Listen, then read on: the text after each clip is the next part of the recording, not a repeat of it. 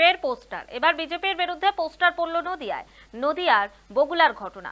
নদিয়ার বগুলা 2 নম্বর পঞ্চায়েত এলাকার বিভিন্ন জায়গায় এই পোস্টার পড়েছে। পোস্টারের বিভিন্ন কবিতা ও গান আকারে বিজেপির বিরুদ্ধে স্লোগান লেখা। অভিযোগের তীর তৃণমূলের দিকে।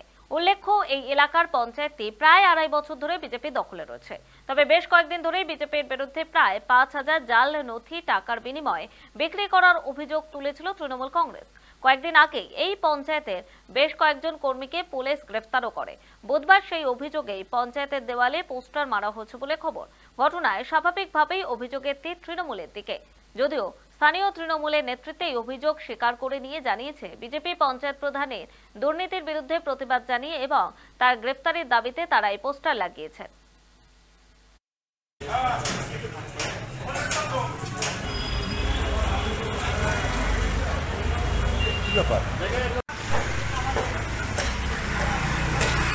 বগুলা 2 গ্রাম পঞ্চায়েতের প্রধান বিজেপির সুস্মিতা বিশ্বাস বর্মন, যিনি আজকে 1.5 বছর ক্ষমতায় বসেই ইতিমধ্যে জাল তথ্যের ভিত্তিতে প্রচুর প্রায় 5,000 বার্থ সার্টিফিকেট ইস্যু করেছে।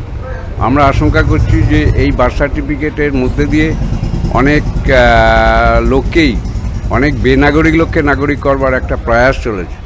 এই যে জালি বা জালিয়াতি কাজকর্ম, এর বিরুদ্ধে আমরা সেই প্রধানকে গ্রেপ্তার করবার দাবিতে সারা বগুলাতে পোস্টার লাগিয়েছি। বগুলা তৃণমূল কংগ্রেস এই পোস্টারগুলো সারা দেওয়ালে লেপটে দিয়েছে।